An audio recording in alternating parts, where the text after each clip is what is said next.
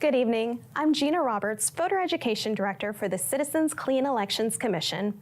As Arizona's official voter education agency, Clean Elections is proud to sponsor these debates. Our mission is to ensure that you have the opportunity to hear directly from the candidates, ask questions about the issues that impact your life, and head to the polls with confidence. To make sure your voice is heard, please keep these upcoming deadlines in mind.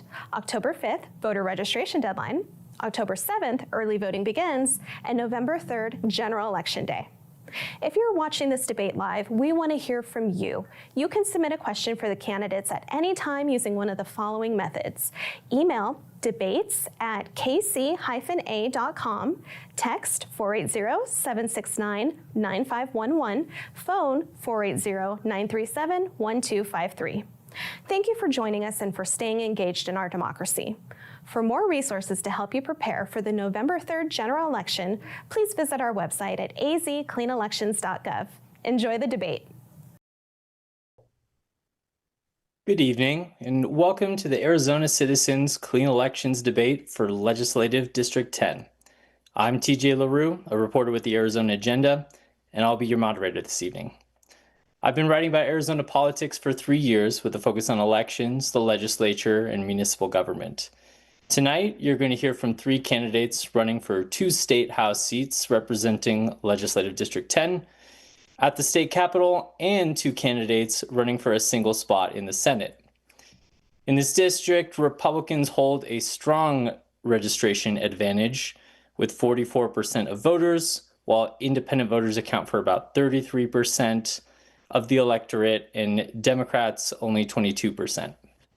The district is centered in East Mesa and stretches into part of Apache Junction and West Mesa. Its southern border is just below the U.S. Route 60, and at its northernmost point are the Salt River and the Tonto National Forest.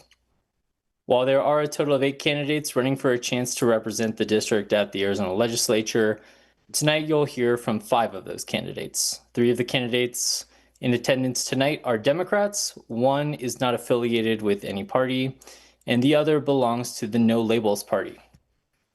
The 3 candidates in the race who chose not to attend tonight's debate are all Republicans, including incumbents Senator David Farnsworth and Representative Justin Olson. We'll start tonight's debate with the 3 House candidates, and then after a short break, we'll hear from the 2 candidates vying for the district's Senate seat. Here's how it'll go for each chamber in tonight's debate. We'll start with 90-second opening statements and then spend a few minutes getting to know these candidates as people. After that, we'll move on to the core issues facing the district, and then we'll ask how each candidate would vote on a measure on November's ballot. Following that, we'll finish up with closing statements. So candidates, thank you all for being here. We'll start with those 90-second opening statements. This order, as a reminder, was set by a random draw before the debate, and the prompt is simple. Tell the voters who you are and why you're running. This time, we'll start with David. Go ahead, David. Well, thank you, TJ, and it's great to be here tonight. My name is David Scott. I was born and raised on a family farm in Louisiana, and I'm the son of veterans. After my mom left the Air Force, she began a career that was 33 years long, teaching high school English and French, and then went on to retire from teaching and then spent another 2 decades as a veteran service counselor in the state of Louisiana. My dad ran our small farm and also ran the local hardware store.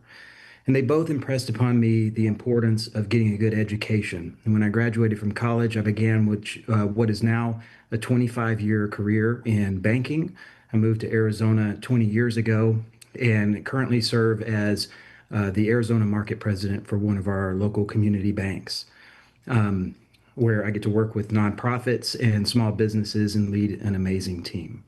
I also serve as the chair of the board of Million Dollar Teacher Project, which is focused on increasing teacher retention rates in Arizona. I serve on the board of Junior Achievement of Arizona, which provides financial literacy instruction in our schools. And I do quite a bit of work in economic development, serving on the board of the Gilbert Chamber of Commerce and Phoenix East Valley Partnership. Also very involved in my church and serve on the campus council at the Mesa campus of Central Christian Church. I live in Mesa with my wife Jessica, who we've been married for 17 years. My 13-year-old daughter and 11-year-old son, who have been in the Mesa public school system for their entire academic careers. Very proud of them and the kind and compassionate people that they're growing up to be.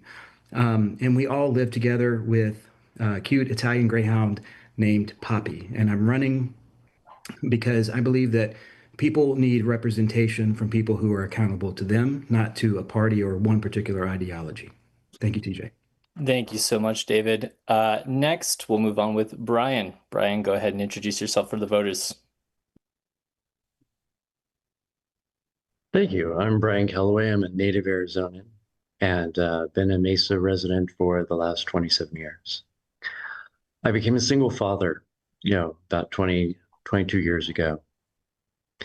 And I became a teacher as well, so that worked with my schedule so I could be there for my daughter.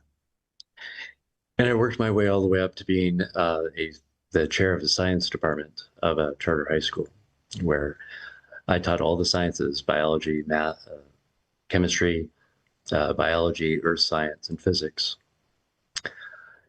And after a while in that, I realized that I couldn't recreate, critical thinkers utilizing our standards. So I broke away from that and started my own company to teach creative engineering enrichment programs for kids as after-school programs. And then as time went on, I realized that, wow, our government is really not, working for us. And so I got involved in the Democratic Party and became a precinct committee person and organized my precinct. And I worked my way up to being a state party member and then learning how that system worked. And in all my reading and figuring out how did we get here and where do we go from this, I came across FDR's Second Bill of Economic Rights. And I changed the Arizona Democratic Party's platform to that last year. And that has started my run. And at the same time I have a 23-year-old daughter who went through all Mesa Public Schools. I also have 8 chickens, and they live in the backyard, and they have great names like Bouillon and Boiled and Fries. And we have a great time. And it's been a blast canvassing, walking the streets here in Mesa and getting to know my neighbors better. Thank you. Sounds like a big, happy family. Thanks, Brian and Helen. You're next. Good evening, everyone. I'm Helen Hunter, and I'm running for the Arizona House of Representatives because it appears that our current legislature does not really care or have great concern about the needs and the issues that are adversely impacting Arizona residents. Affordability and public school funding, voting rights, and water resource management are the issues I'd like to focus on once I'm elected. But I do encourage everyone that's on this broadcast to number 1, vote. To number 2, vote early. Number 3, vote down ballot and up ballot. And number 4, to encourage others to vote and assist others to get to the polls that may need transportation. A little about me: I am an ordained AME pastor, assistant pastor right now in the AME Church. I'm a community activist and advocate. I'm the former president of the East Valley NAACP. I've been a community worker for the past 40 years. I'm also a board certified chaplain serving with the underserved, drug and alcohol abuse patients, hospice patients, and hospitals. I am thankful to be a part of this group, and I appreciate your time and your vote. Thank you. Thank you, Helen. And with that, let's move to our first round of questions. But first, a quick reminder, you can submit a question for the candidates at any time if you have one. There are a couple ways you can do that. You can email debates@kc-a.com. You can text 480-769-9511, or you can call 480-937-14 1253. With that, let's move on to our first round of questions. This segment is about who you are, not your policy positions, but what shaped you, how you think, and who you'd be once you're in office. Each candidate in this round has up to 90 seconds to answer, and there are no rebuttals in this round. Here's our first question. So none of you have served in the legislature before. What in your professional background has prepared you for crafting policy and engaging in politics and at the state level, and how will you apply that background if you're elected at the legislature? In this round, we're going to start with Helen. Thank you. Well, my background, first of all, I am a mother and a grandmother and a great-grandmother, so that helps you organize your life and organize your business and your affairs. But what I am basically focused on and what has trained me to be able to function and navigate the legislature is my experience as the East Valley NAAC president, where I had to be involved in making rules, ministering to managing other personnel, managing members. My board was really effective, so I had time to experience with leadership. I've been in leadership roles in many other positions as a pastor, pastoring churches, also as a Christian education professor. I also have lots of experience dealing with conflict resolution and so forth. So I think because of my pastoral background, my educational background, I'm willing to work with anyone and everyone. I value all human beings, and I think I'd be great to be able to work with my own party members and also to work across the aisle with with the Republicans and other parties that we have represented to try to make a good legislature and make great decisions for the citizens of Arizona. Thank you so much, Helen. We'll continue on with Brian. Brian, same question to you. What in your professional background has prepared you for crafting policy at the state level, and how will you apply that background if elected? Thank you.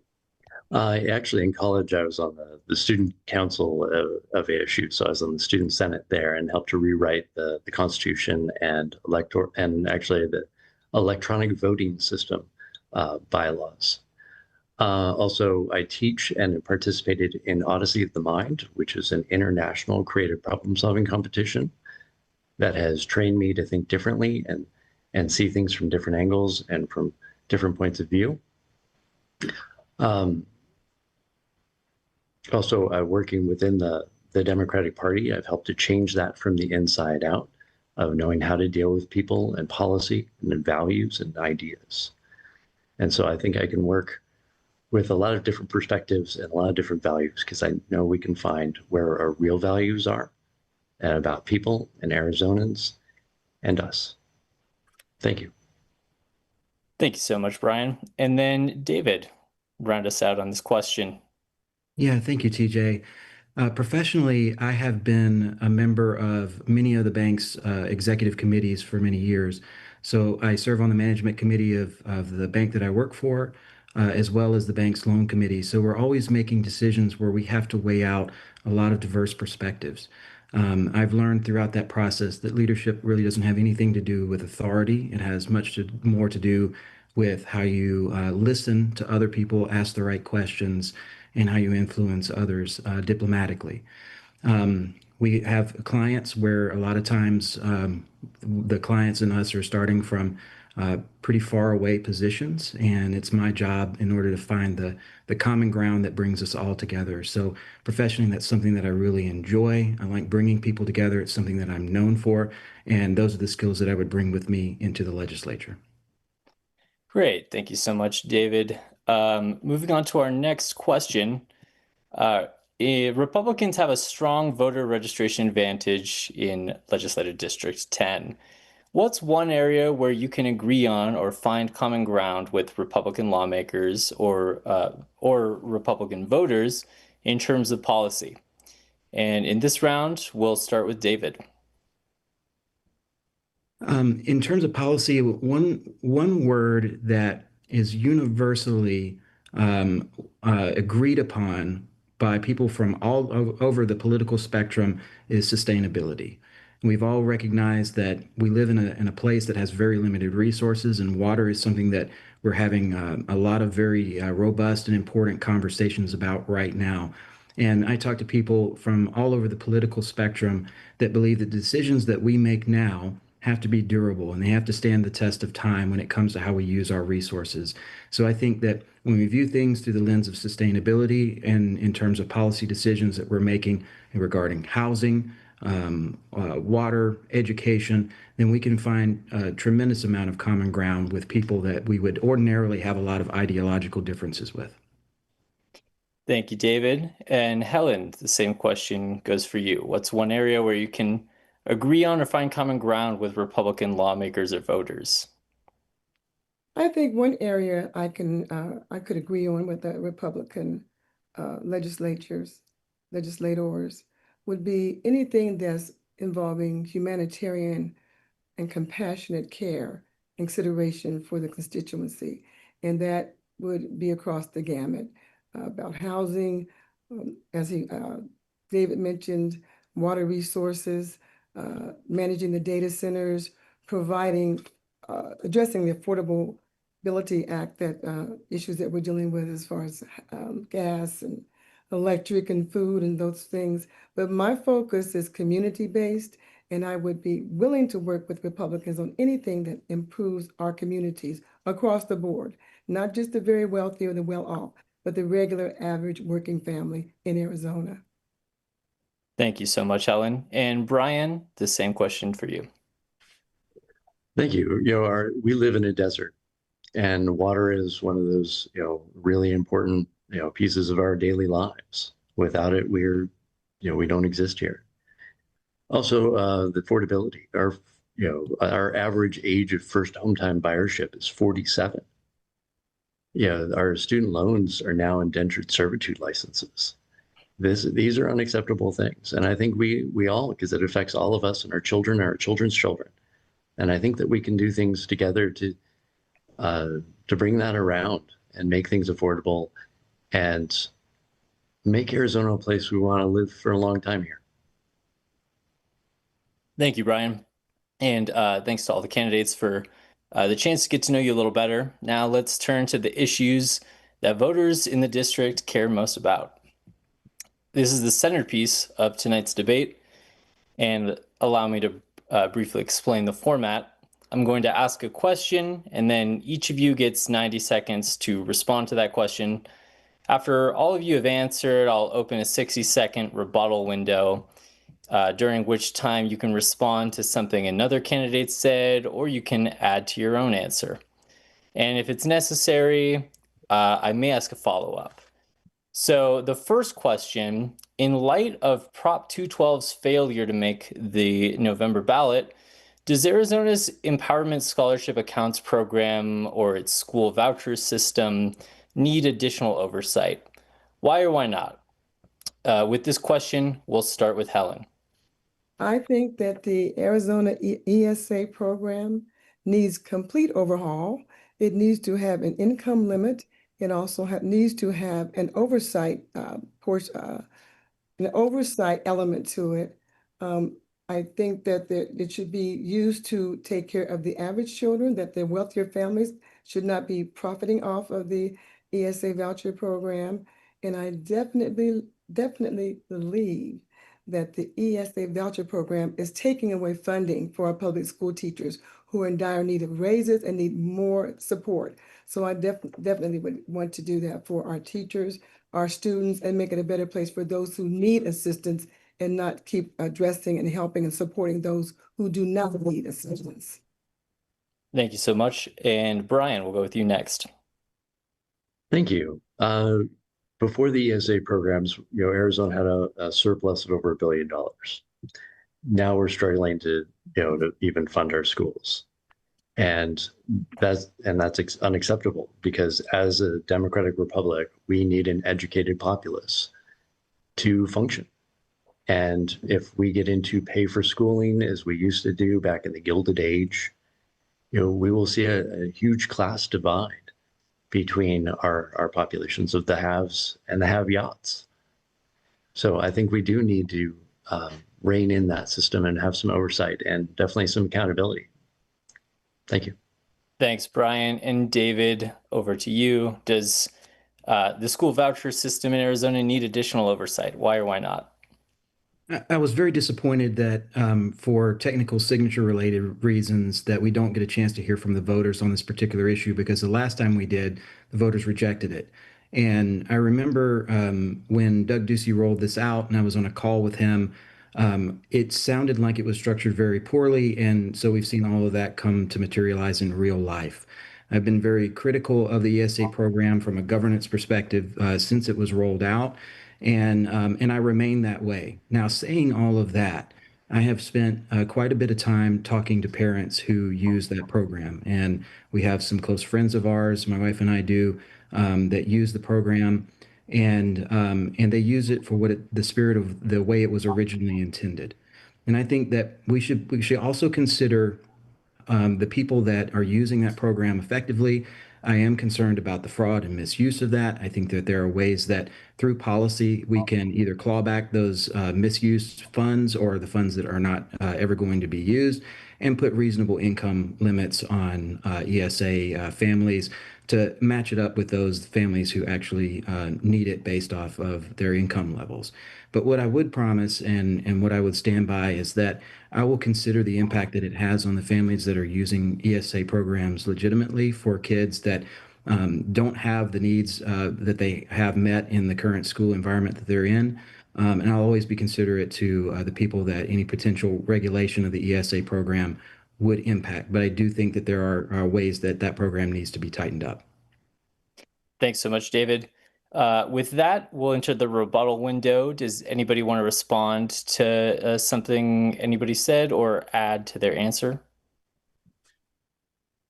All right. Well, yes, actually, I do because yeah, thanks. Yeah, the people who need those kinds of programs where the school systems are not working for them, that they need individualized care and instruction.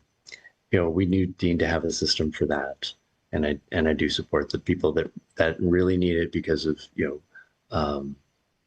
special needs to have those resources. Thank you. Yes, thank you. All right. Well, with that, will or any Helen, David, anything to add here? I agree with most of what both of these gentlemen have said, but I definitely want to see a change and some oversight and accountability.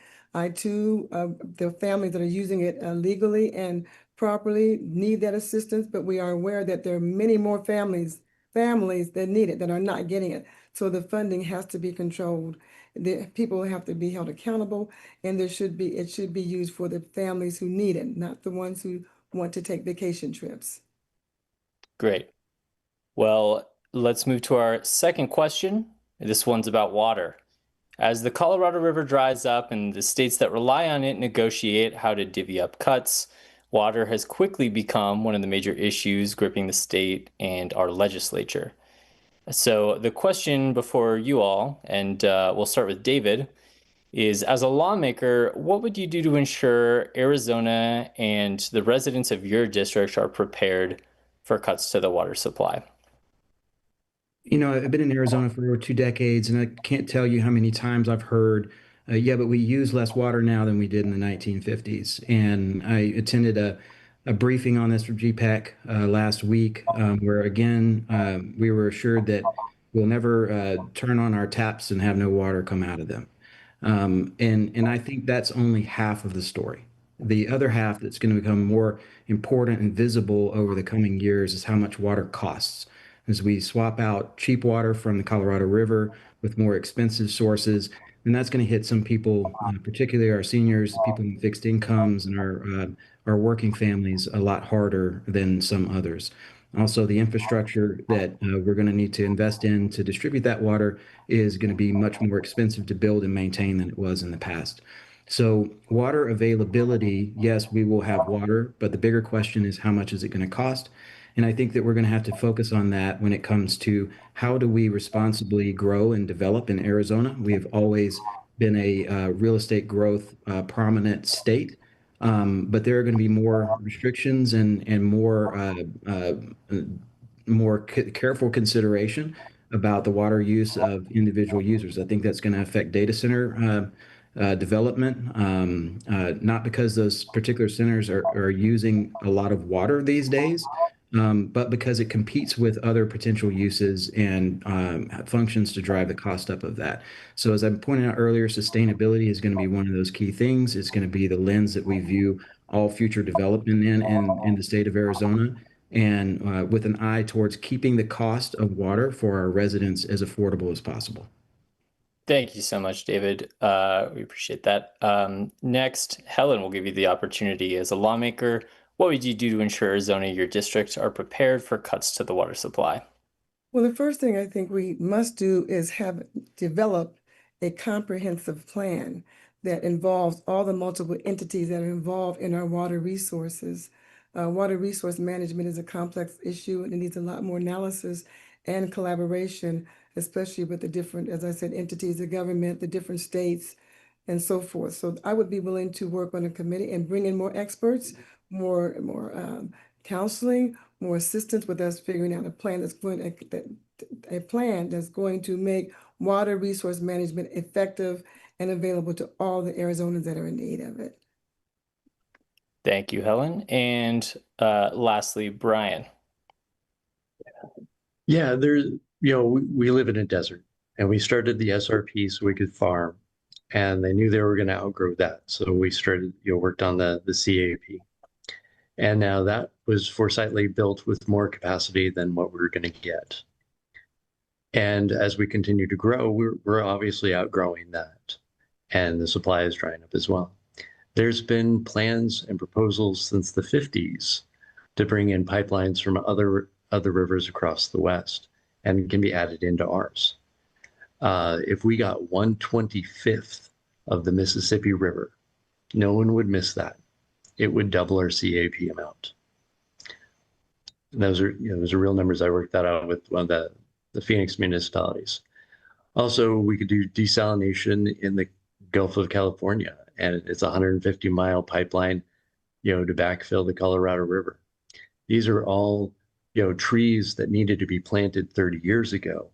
And because we didn't, we have to plant them now. Yeah, thanks, Brian. Does anybody want to respond or add now that we're in the rebuttal window? Sure. Also, I would say that we need to change how we build and how we do water in our homes and our businesses. There are things like earthships that use water 4 times. And those are the ways that we're going to need to maybe start to grow in that way and revitalize our construction techniques and build for sustainability as well as water and environmental cohabitation. Well, I also agree with Brian about with the pipeline, but what I do know is that we have our work cut out for us when we get to the House and we start addressing these issues, and we will take everything into consideration and try to come up with we have to come up with a workable plan for providing water for our state. All right. I would just add, sorry, TJ, that those things that Brian listed, obviously on the table. Desalinization is the most expensive way for us to get water, and really just highlights the problem that somebody's going to have to pay for that. And when it comes to who's going to pay for it, I don't want to see our seniors, our working class people, shouldering the burden for having to develop more expensive water sources and supplies because we didn't have the foresight to go ahead and invest in that infrastructure years ago. All right, great. We'll move on to our third question. According to polling, the issue voters in your district care the most about is the rising cost of living and inflation. Most of the levers that control it, tariffs, interest rates, corporate pricing, can't be touched by lawmakers at the state capitol. But our question for you is, name one thing the Arizona legislature can actually do that a family in Mesa would feel in their monthly budget next year. And on this question, we'll start with Brian. Take it away, Brian. Thanks. Well, I would love to see if we actually propose taxes on our grocery stores to make until they make prices more affordable and incentivize them to bring the prices down. That'd be huge. Also, is if we could do a supplement, some revitalization, a little incentive for Arizona families to get through this until we get something done, that would be amazing. Great, thank you. And next over to David, same question. I don't want to be misleading here because we have some very serious headwinds when it comes to cost of living. Supply is one of the ways that's been talked about quite frequently that we can increase housing supply, and you're going to see a lot of construction going on, and then there is nothing backing that up. Our housing pipeline, when it comes to multifamily and single family homes, has begun to dry up. And so, what we're going to see is continued pressure of not having enough units for our population, as well as higher interest rates. The tariffs are having an impact on all of the cost of construction, with most of those input costs up, 8 to 10%, even in the last year or so. So we have a lot when it comes to the cost of living here in Arizona that's now unfortunately baked into the equation. Where I think the legislature can have a real impact is when it comes to creating wage growth and fixing the other side of the equation, which has not kept up, unfortunately, as well. You look at the increase in cost of living in Arizona has been one of the most dramatic increases in the nation, and our wages have not kept up here. We have to invest more in our workforce. We have to continue to expand job opportunities for our people and invest in education. It's not going to be a quick fix, and I don't think there is a shortcut on this particular answer, because I think that cost of living is going to be one of those issues that we are fighting and working on for a very long time in Arizona because of some of the policy decisions that have already been made. Thanks so much, David, for that. And Helen, what is one thing the Arizona legislature can actually do that Mesa families would benefit from? Well, I think consideration of the policy of a sales tax, income tax for sales, based on your income. I think that's one policy. But the first thing I would tackle once I get in the legislature is the SNAP program. That has been all over the news. We've seen the folks in line, standing in lines for food. Nonprofit organizations are coming together trying to feed these people. I believe it was 4,500 families or persons kicked off the SNAP program last year, and it triggered this deluge of families standing in line for hours for a bag of groceries.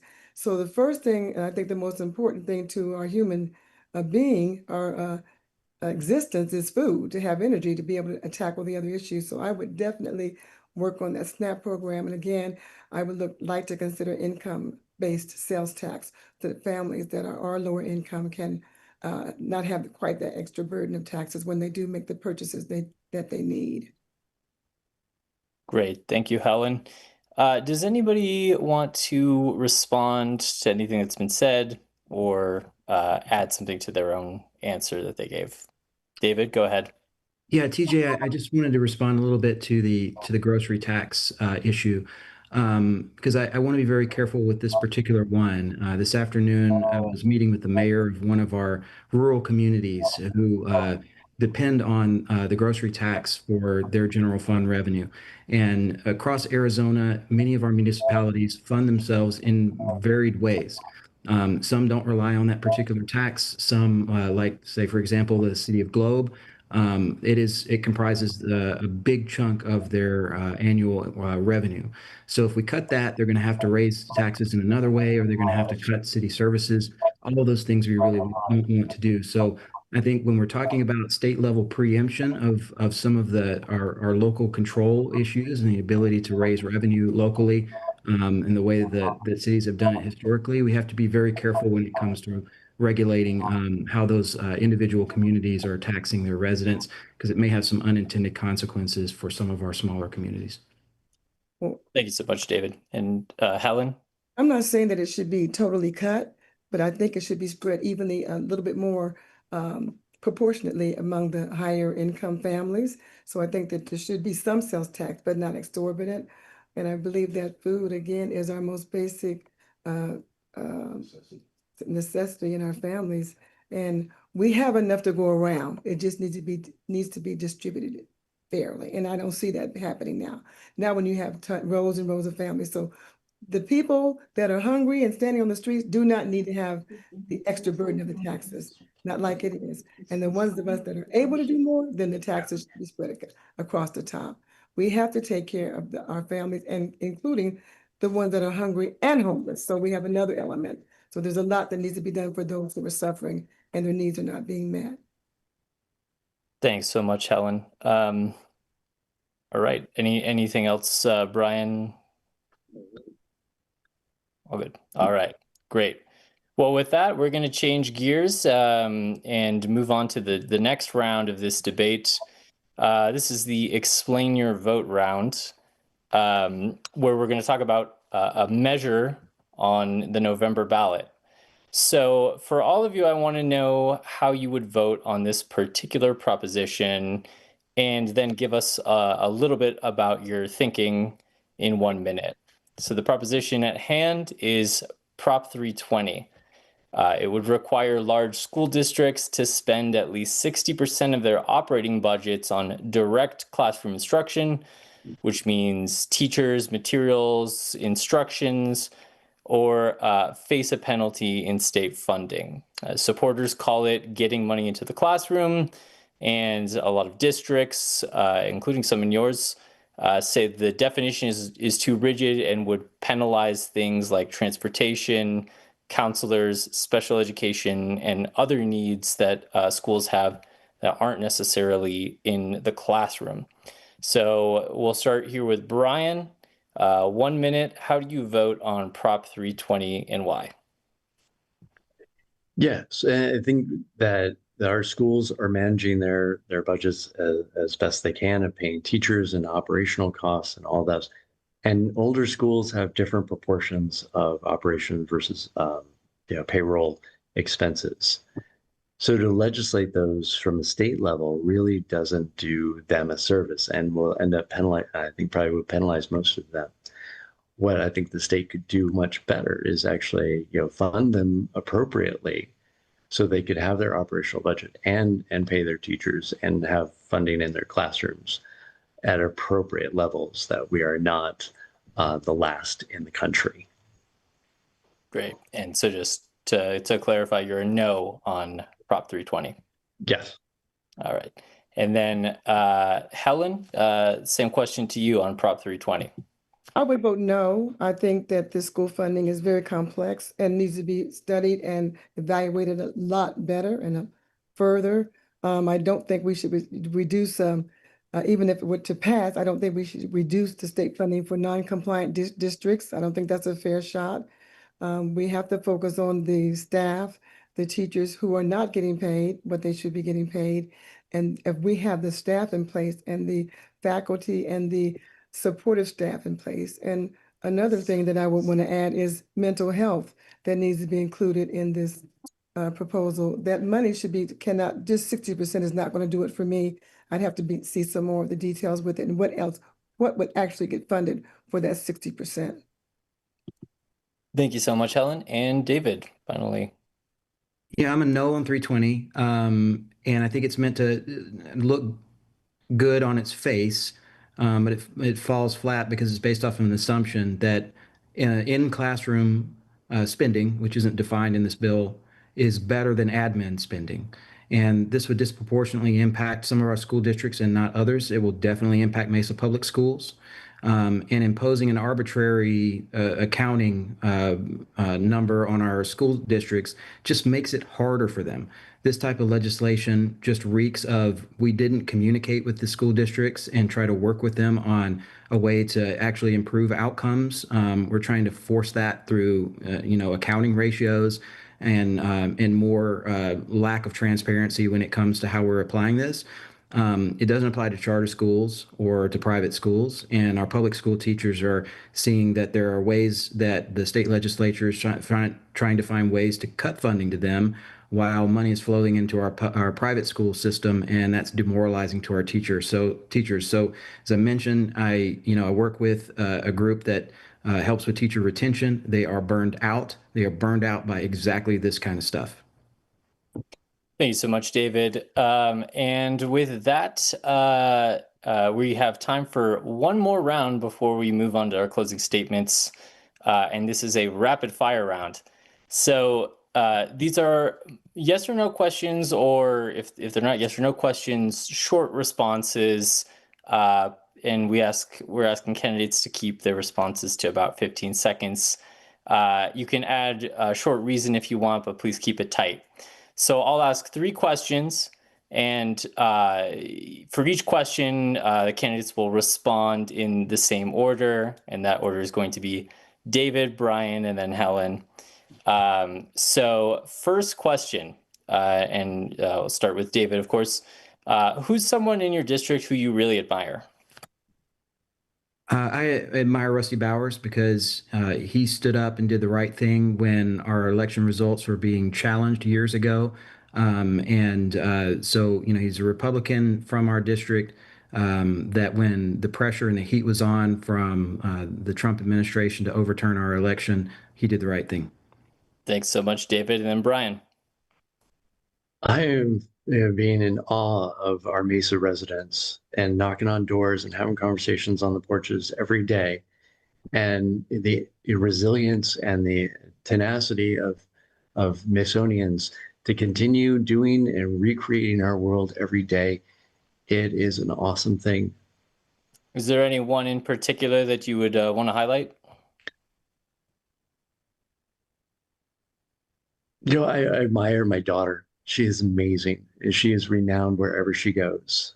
She's a STEM student and also in the performing arts, a well-rounded human being, and I'm very proud and admire her. Great. And then Helen?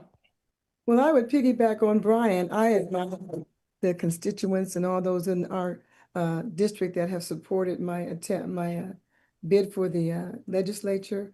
But the one person and canvassing is critical, and we had tons of help with that. But the one person that really was my idol during this campaign process has been Martha McCoy, who is an expert at it, and she supported us. She stayed up nights, made sure kept me on track, and the rest of the candidates. And I would say that I admire her. She's not getting paid. She is doing it out of her heart, and she's done it for several elections. And she is a true citizen that works for everyone to make the district better for everyone, even for those who don't participate. Thanks, Helen. And next one, and back to starting with David. What is your favorite household chore to do? Oh, I have to pick one of these. Mowing the yard. I have mowed the yard at our house since the entire time we've got together. I love keeping a nice yard and sweating out there in this Arizona heat. Awesome. Brian, you're next. Thank you. Running my backyard farm and chicken ranch. I have about a dozen edible fruiting trees as well. Sure, I'm sure that's all, takes up quite a bit of time. Helen, I even have you? bananas. Wow. All right, Helen. I don't have a favorite household chore. I'm surprised. Sorry, I can't respond to that. I don't like cooking, cleaning. I do it, but I do not have a favorite. I do minimum and as little as I can and try to keep the housekeeper here, and my husband does a lot. But I don't have a favorite and never will.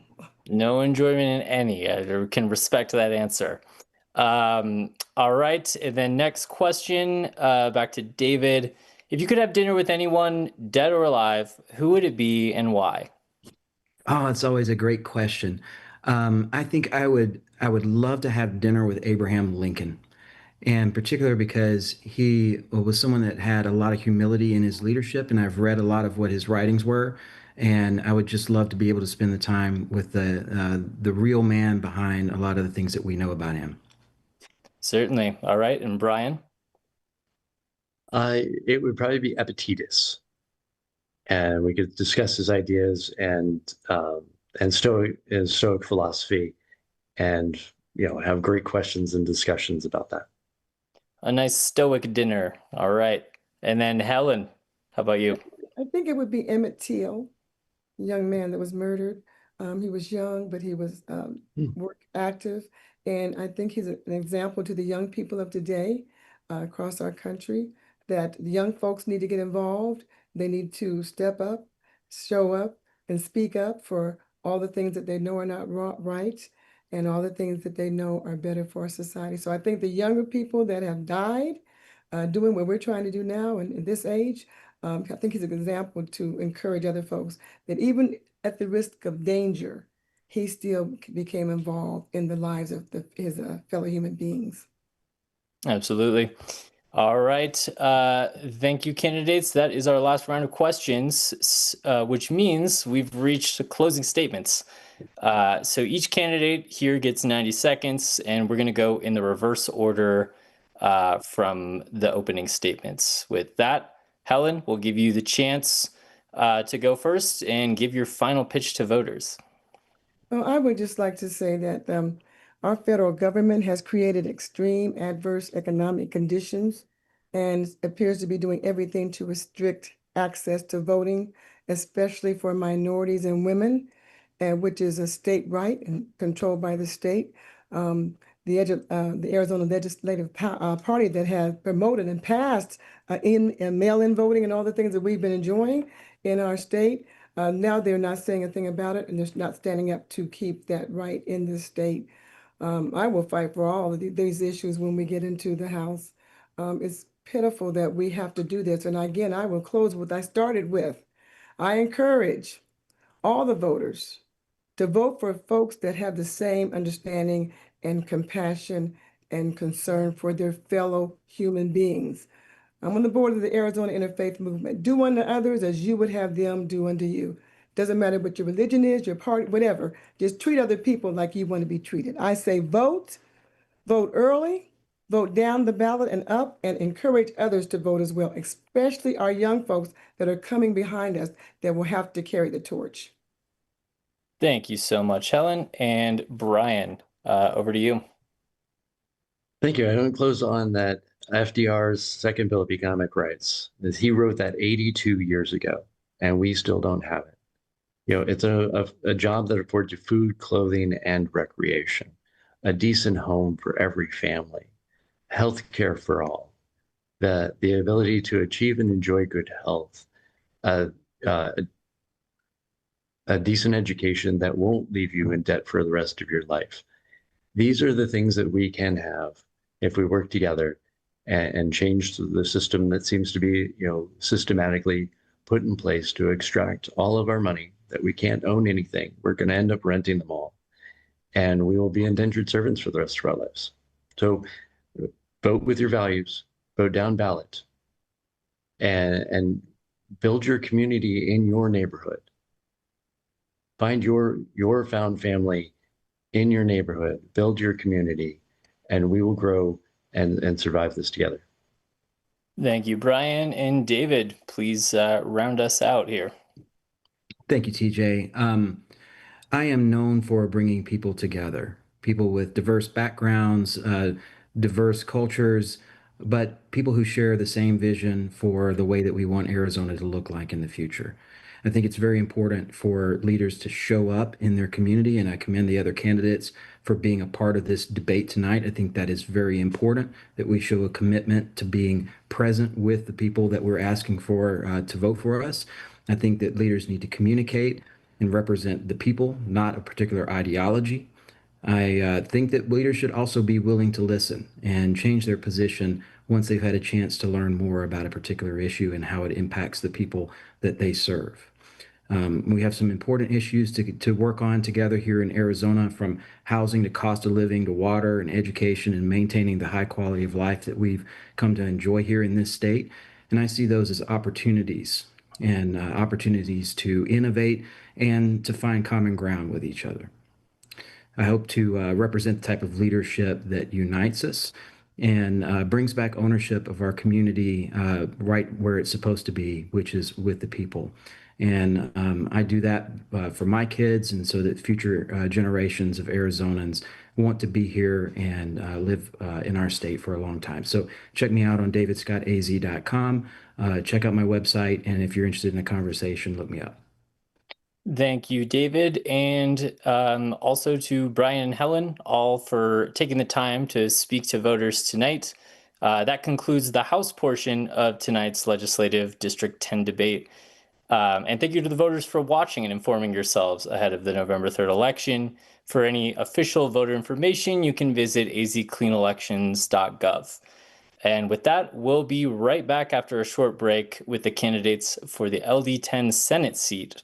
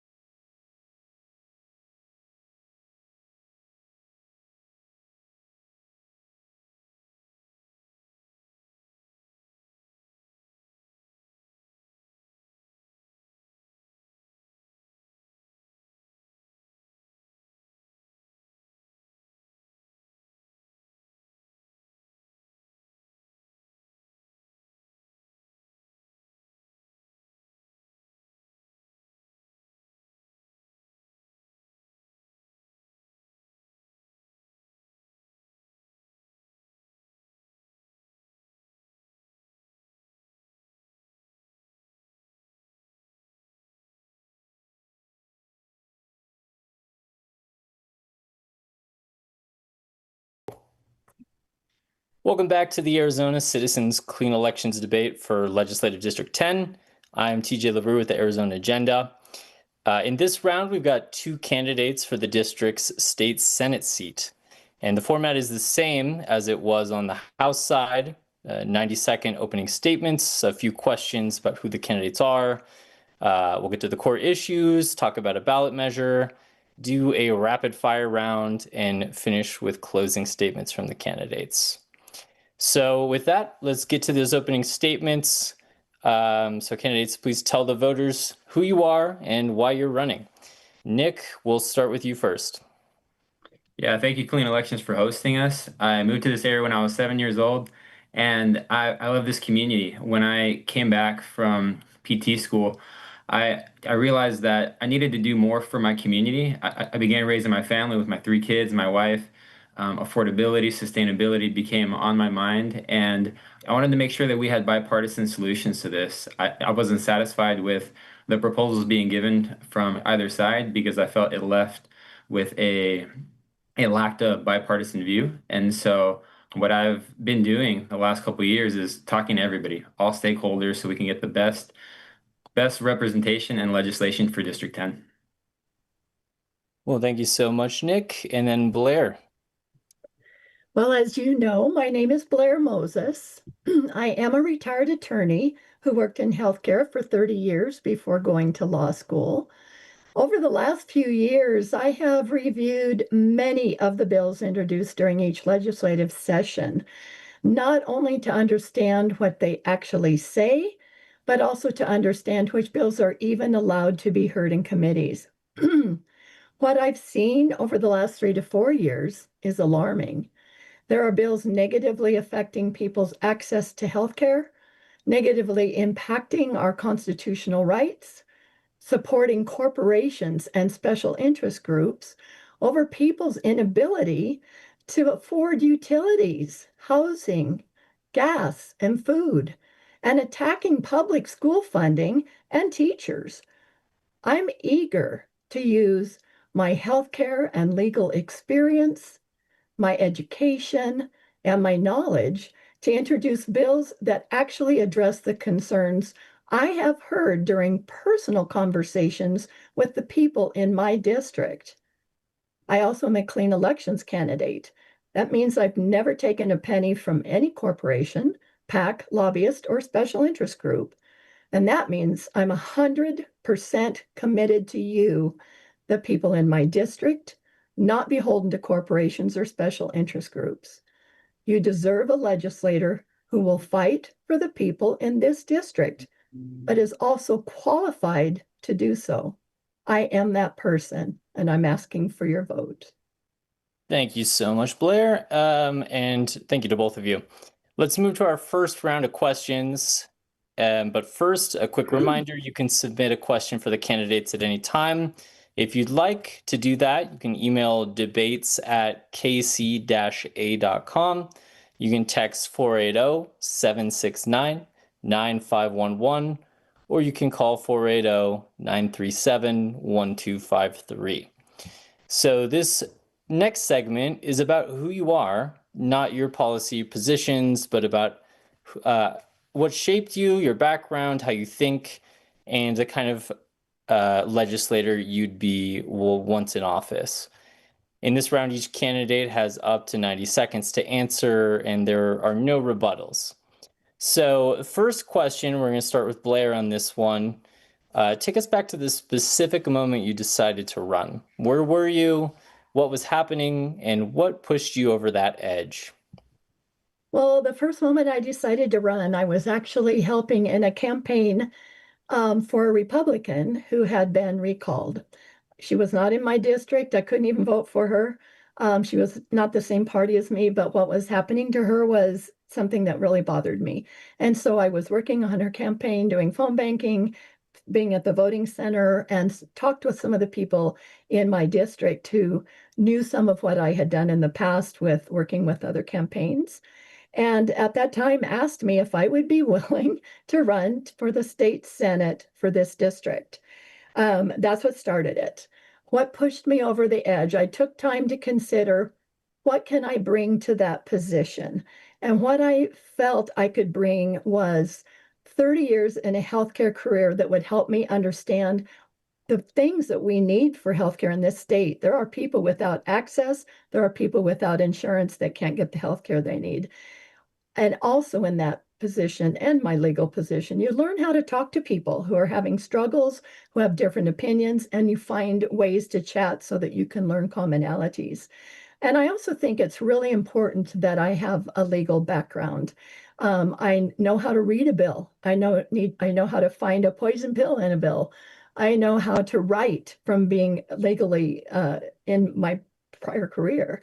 And I also know how to do research and review evidence that allows me to make the right decisions when I'm coming to my constituents. I've never been a person that has anybody else telling me how to do it. I talk to the people impacted first. I then research, I then study evidence, and I make the right decision. So it may not agree with my party, but it'll be right for my people. Thank you so much, Blair. And then Nick, same question to you. Take us back to that specific moment you decided to run and put us there where you were. It was 2010. I was taking a poli-sci class at Macy Community College, great community college. I loved it. And I was working on some immigration policy, on some bipartisan immigration policy. And so I proposed it to a congressional rep here in Arizona. And then when I went to BYU Provo, I proposed it to a congressional rep there. And I realized that although I was getting good vibes from the reps, it wasn't going anywhere. And the reason for that is because it doesn't matter what party you're affiliated with. If you don't know somebody, if you don't have some sort of in, it's really hard to get legislation introduced and moving. And so I realized that I needed to do something more.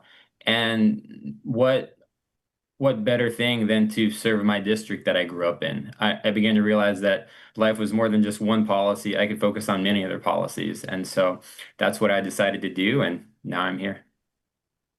Thanks so much, Nick. So next question. Voters in the district are mostly registered as Republicans. What's one area where you agree with the policies of the Republican Party, or you believe you can at least find some common ground? We'll reverse on this one and start with you, Nick.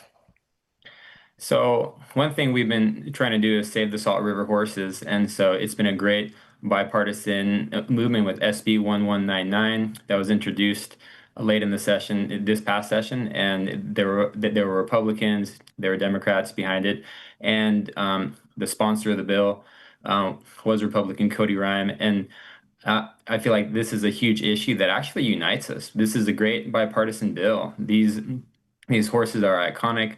There's a lot of support for them. It's just about introducing the right data so that we can show that the horses are being reduced naturally through attrition. And so there's no need to force any removals of these horses. And it's something that I look forward to working with Republicans and Democrats alike once I'm in. Thanks so much, Nick. And Blair, same question to you.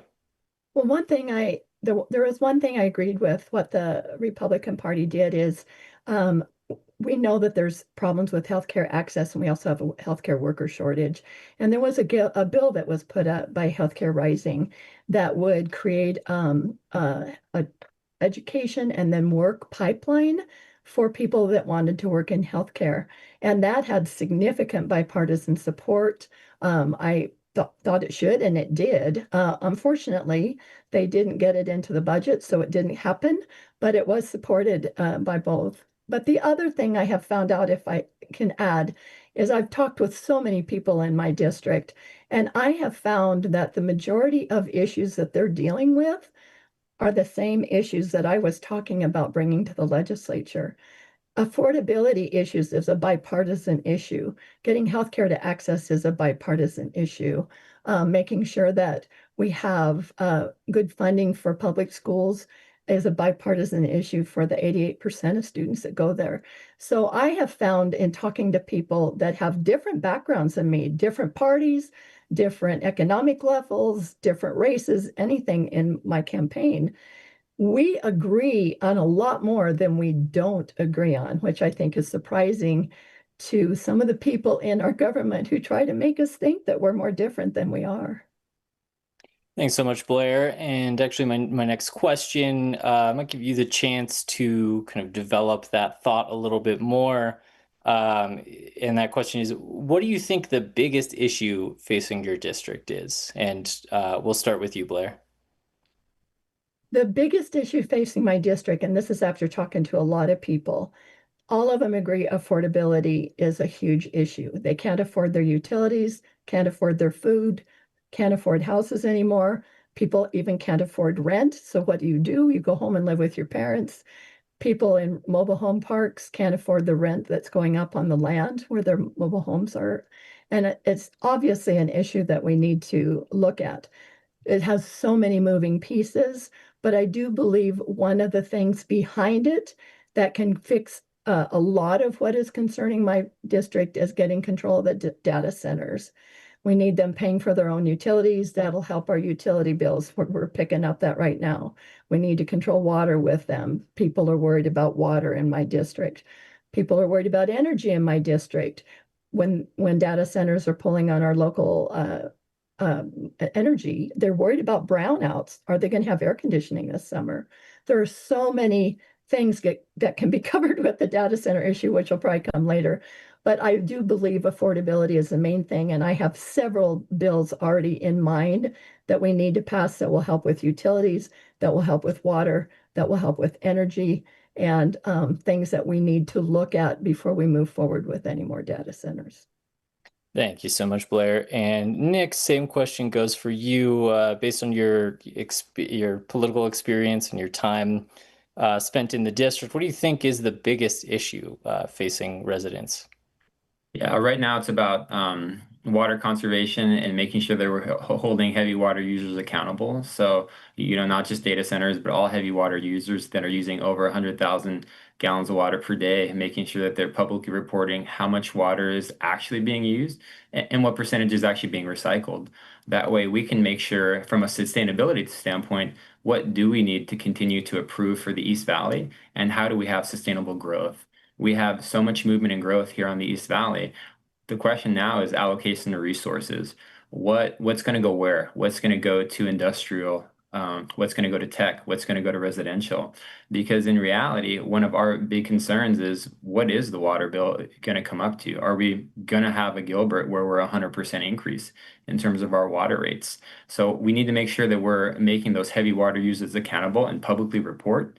That way, we as voters and stakeholders inside the Arizona State Legislature can make sure that that burden isn't being shifted to residents, but rather to those heavy water user industries. Thank you, Nick. With that, let's move into the centerpiece of tonight's Senate debate, the core issues that are facing the district and that are hot topics at the state legislature. So the format is I'll ask a question. You both get 90 seconds to respond to that question. And then after you both answered, we'll have a 60-second rebuttal window if you'd like. You don't have to. You can respond to something another candidate said or add to what you previously said in your answer. So the first question here, one of the issues voters care most about in LD10, according to the Clean Election Commission's polling, is affordable housing. So who or what do you think is primarily to blame for Arizona's housing crisis? And what is the first bill as a legislator that you would push to address it? We'll start here with Nick. So in 2022, 1/3 of homes purchased were by investment companies. And so one of the bills that I would legislate is putting a cap on how many homes can be purchased by investment companies per capita a year. There's nothing wrong with having a business and with having homes as passive income, but there should be some way to keep in check monopolies. And so when we're purchasing 50 to 100 homes per year, it becomes excessive and it does sequester inventory. So that would be one of the bills that I pass, is making sure we can put caps on how many homes can be purchased by investors. Thanks very much. And Blair, same question for you. And basically a very similar answer. I feel the exact same way. One of the first bills I would put into play is that corporations cannot continue to buy up single family homes and then turn them around and sell them for so high that people can't get into them. And I do think we have to have a cap on how many they can actually buy. But I also think along with that would be a bill that also controls how much rent can increase. Right now, if you can't afford a house, you're trying to live in an apartment. But rent increases have been so high, people are struggling even to get into apartments.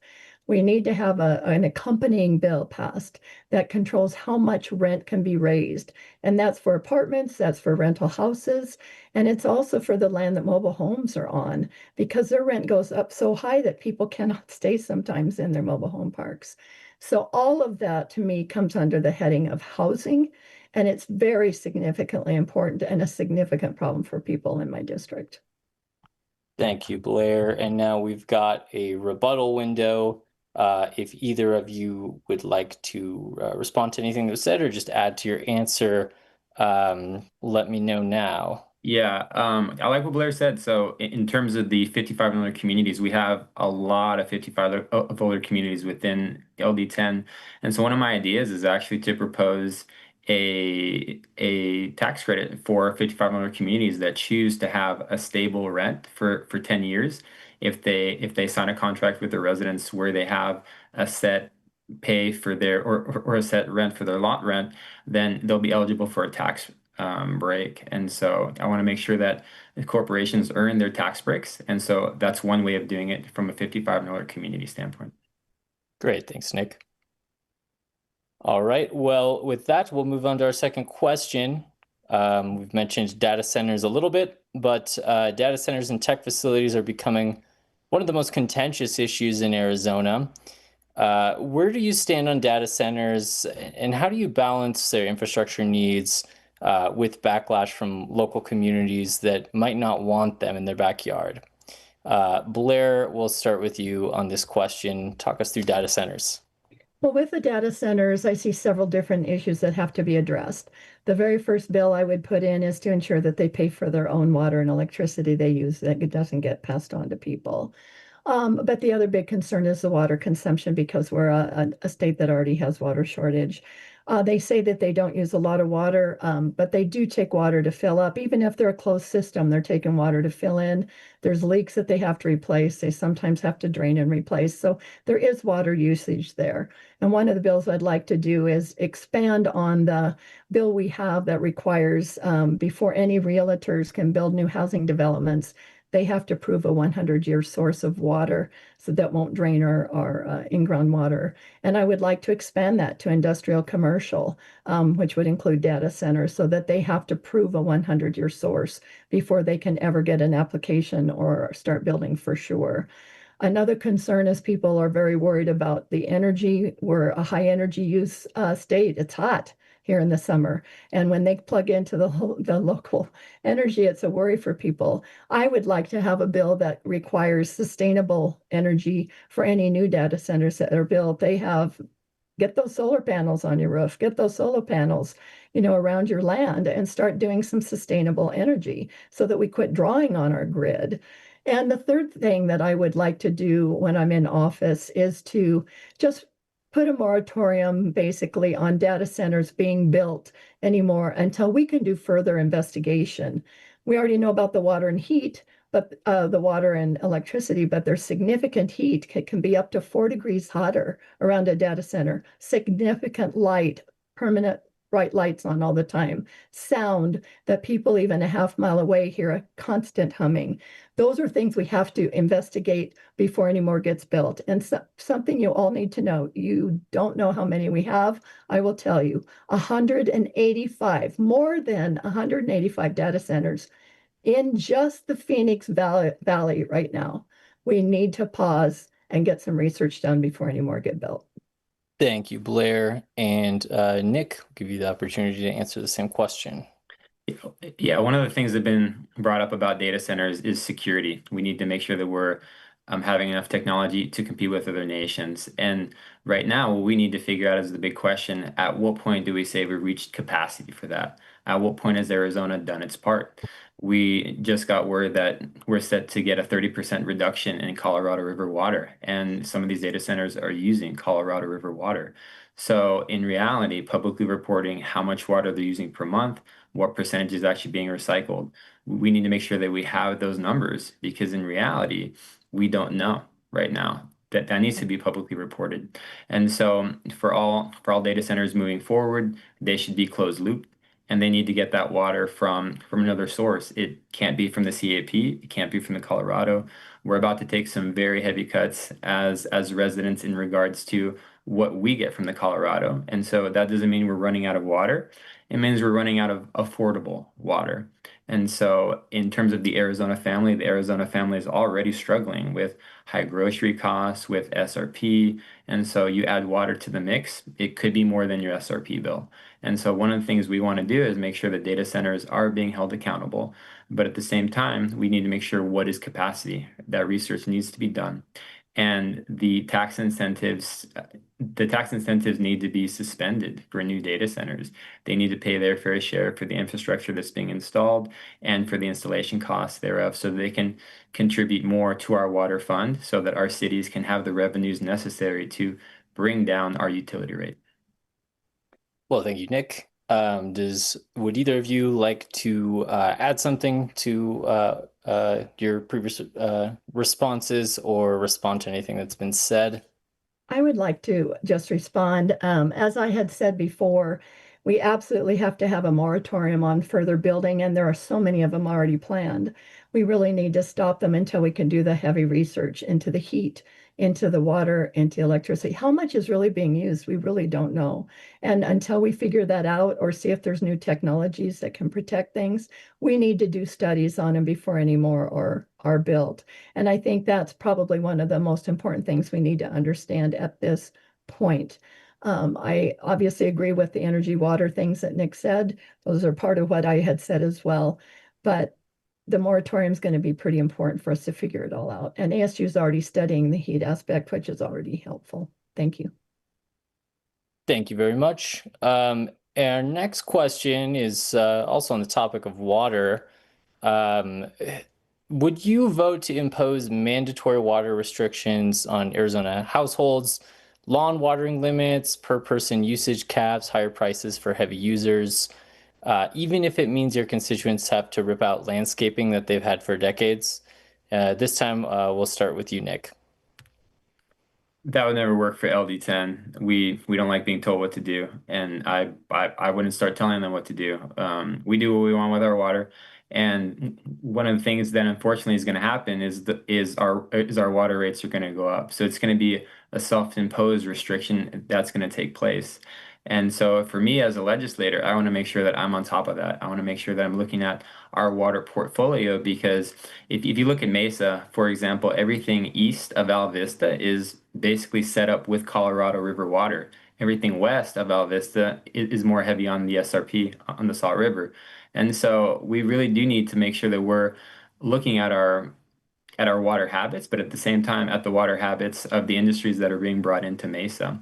So our future as Mesa residents and in Apache Junction as well, because we're all impacted. We all use Colorado River water is what are we going to do with the industries with sustainable growth of those industries and sustainable growth of new communities coming in because those new communities will also be using that same water. So let's have sustainable growth.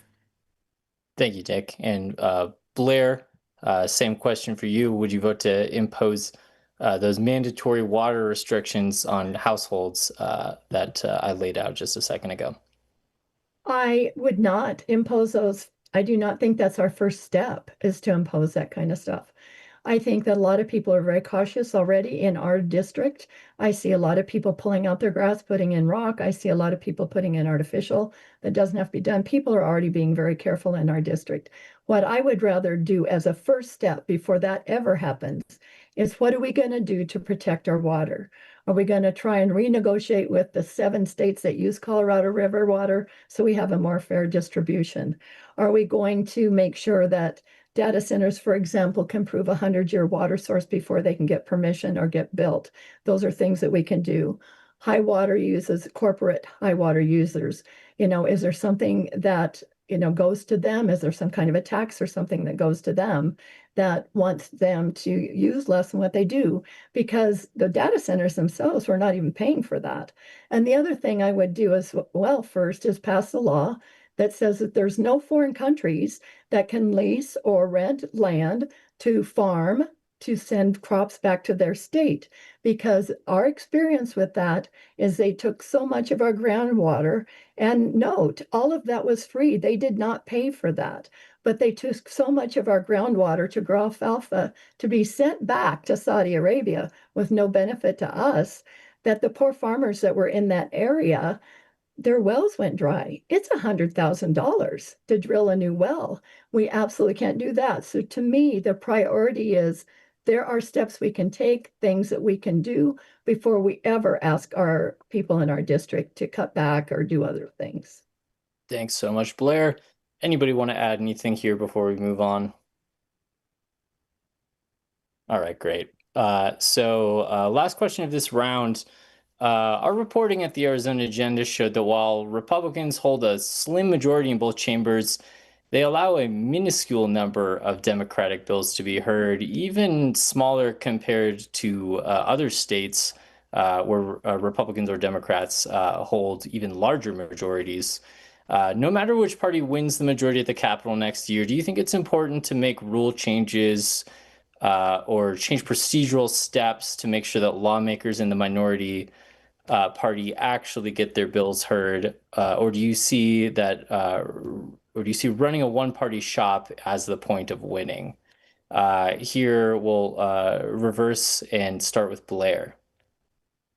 Well, that is very true. As I stated, I have done a massive amount of review of bills every single legislative session, and part of that was looking to see how many bills actually got hearings. And I saw for several years, Democrat bills don't get hearings. It might be 4 out of several hundred that they put in.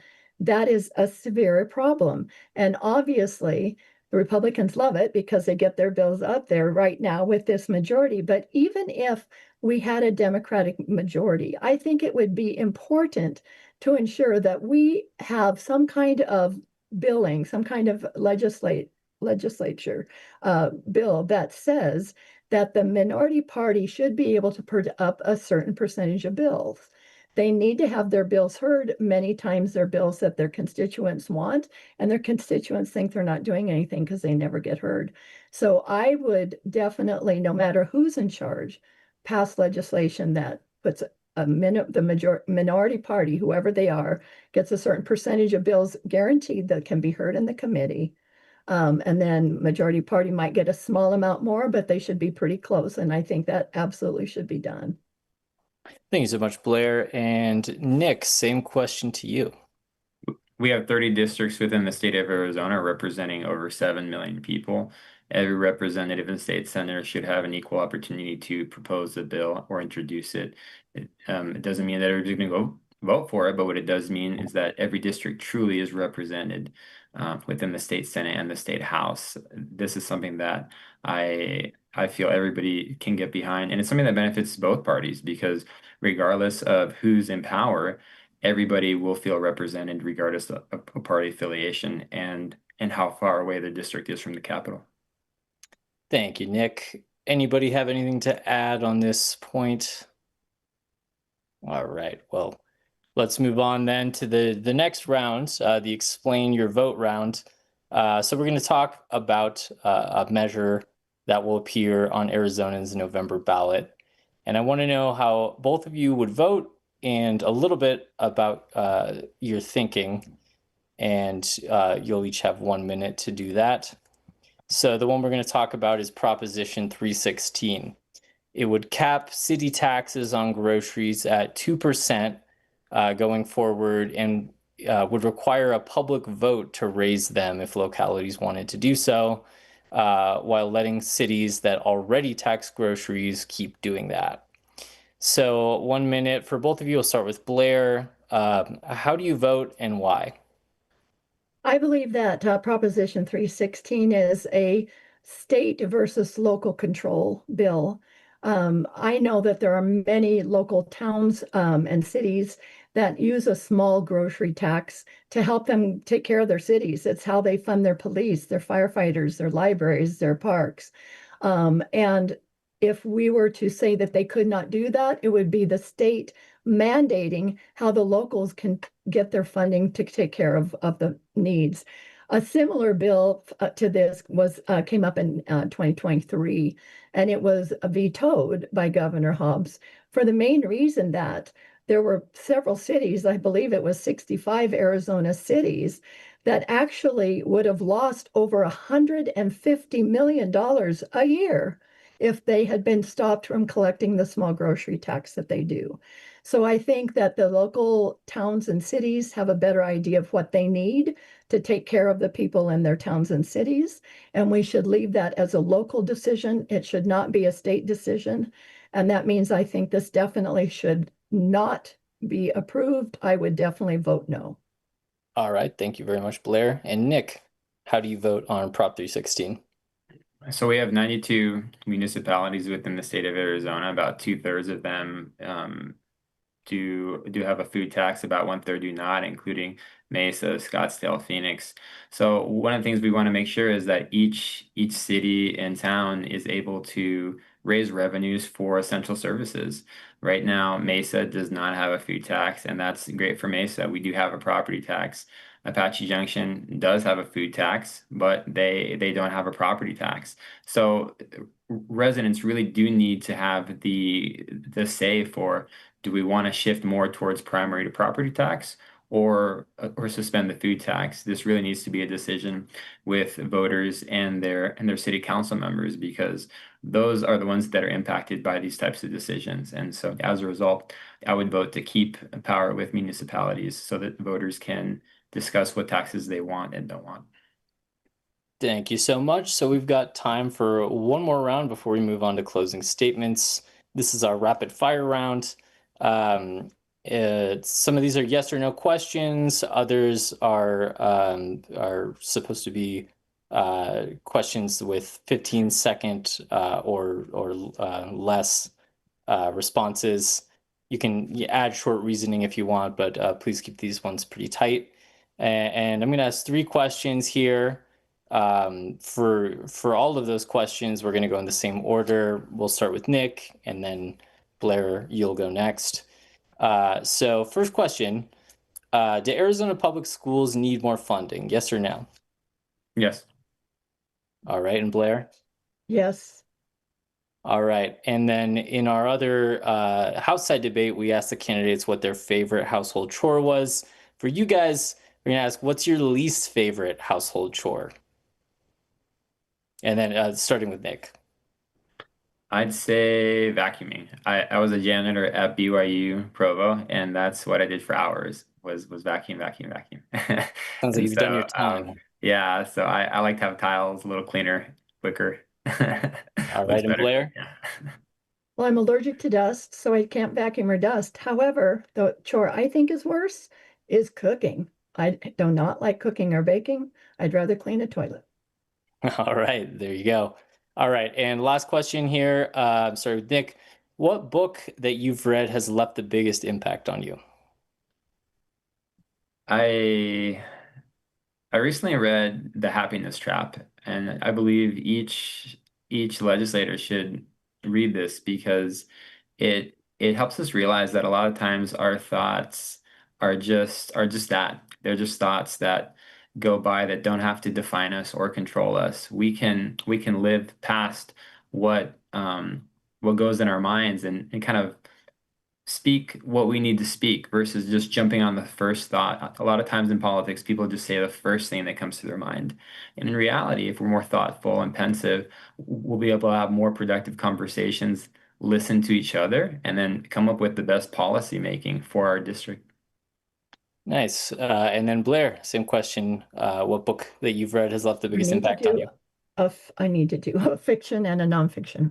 The Okay. best nonfiction book that I've read is Democracy Awakening by Heather Cox Richardson, that talks a lot about history, political history, and where we are today and how we got there. I thought that was extremely eye-opening and very helpful.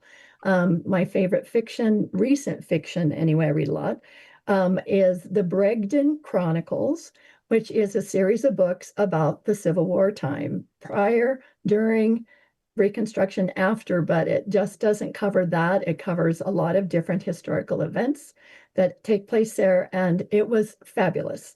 I learned massive amounts of things that I did not know, had not learned in school, and think that it would be information that would be very helpful to people with understanding where we are today with things that happened back then and how it moves forward. It's written by Ginny Dye, D-Y-E. Well, thank you both so much. Glad to hear your book recommendations. I'll have to jot those down. So that's our last round of questions. With that, we're going to move to closing statements. Just like the opening statements, each candidate gets 90 seconds here, and we're going to reverse the order from those opening statements, which means Blair, you'll go first. So go ahead and give your last 90-second pitch to voters. First, I want to thank the Clean Elections Commission for hosting the debate. And I also want to thank the facilitator and any audience that are there today, because we can't do these and do what's important for our constituents unless you do this part. During this debate, I have shared with you my education, my experience in healthcare and legal experience, and my knowledge, so you fully understand that I am the nominee most qualified to introduce bills that will actually help everyone in my district. I have also shared with you how important I believe personal conversations with people about issues are, as well as the significant amount of research, evidence review, and due diligence that I have always done in my personal life. I will definitely bring both of those areas, people talking and research, into the practices I do if I'm elected to the Senate. Importantly, I also am a clean elections candidate, which means I have never taken a penny from any corporation, PAC, lobbyist, or special interest group.